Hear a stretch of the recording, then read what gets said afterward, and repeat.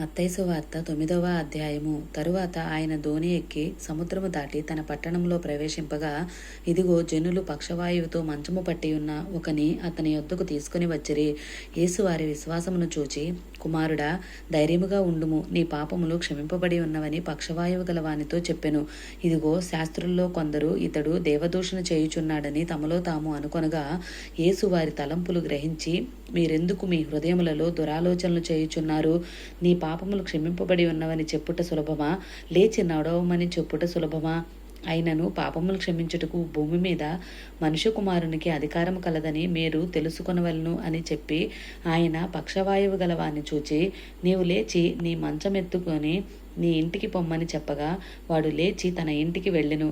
జనులు అది చూచి భయపడి మనుషులకిట్టి అధికారం ఇచ్చిన దేవుని మహిమపరిచిరి.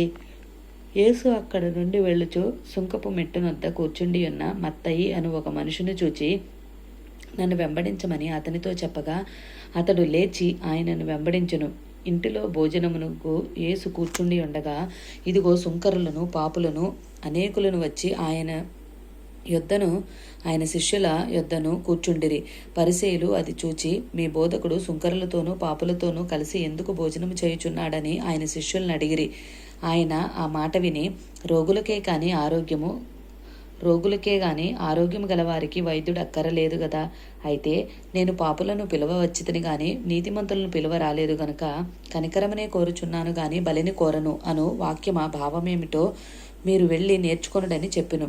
అప్పుడు యోహాను శిష్యులు ఆయన యొద్దకు వచ్చి, పరిసయ్యులను మేమును తరచుగా ఉపవాసము చేయుచున్నాము గాని నీ శిష్యులు ఉపవాసము చేయరు, దీనికి హేతువేమని ఆయన్ను అడుగగా, యేసు, పెండ్లి కుమారుడు తమతో కూడా ఉండు కాలమున పెండ్లి ఇంటి వారు దుఃఖపడగలరా?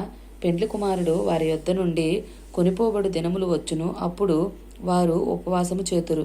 ఎవడునూ పాత బట్టకు కొత్త బట్ట మాసిక వేయుడు, వేసిన ఎడల ఆ మాసిక బట్టను వెలితిపరుచును, చినుగు మరి ఎక్కువవును. మరియు పాత తిత్తులలో కొత్త ద్రాక్షారసము పోయరు, పోసిన ఎడల తిత్తులు పిగిలి ద్రాక్షారసము కారిపోవును, తిత్తులు పాడగును. అయితే కొత్త ద్రాక్షారసము కొత్త తిత్తుల్లో పోయిదురు, అప్పుడు ఆ రెండును చెడిపోకయుండునని చెప్పెను. ఆయన ఈ మాటలు వారితో చెప్పుచుండగా, ఇదిగో ఒక అధికారి వచ్చి ఆయనకు మ్రొక్కి, నా కుమార్తె ఇప్పుడే చనిపోయినది, అయినను నీవు వచ్చి నీ చెయ్యి ఆమె మీద ఉంచుము, ఆమె బ్రతుకునెను. యేసు లేచి అతని వెంట వెళ్ళెను. ఆయన శిష్యులు కూడా వెళ్ళిరి.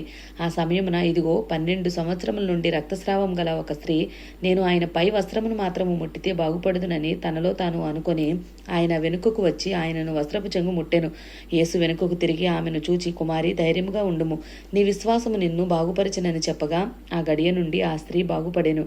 అంతలో యేసు ఆ అధికారి ఇంటికి వచ్చి పిల్లన గ్రోవులు వ్రాయించు వారిని గొల్లు చేయుచుండు జనసమూహమును చూచి, స్థలమియ్యుడి, ఈ చిన్నది నిద్రించుచున్నదే గాని చనిపోలేదని వారితో చెప్పగా, వారు ఆయనను అపహసించిరి. జనసమూహమును పంపివేసి ఆయన లోపలికి వెళ్ళి ఆమె చెయ్యి పట్టుకొనగానే ఆ చిన్నది లేచెను. ఈ సమాచారము ఆ దేశమంతటను వ్యాపించును.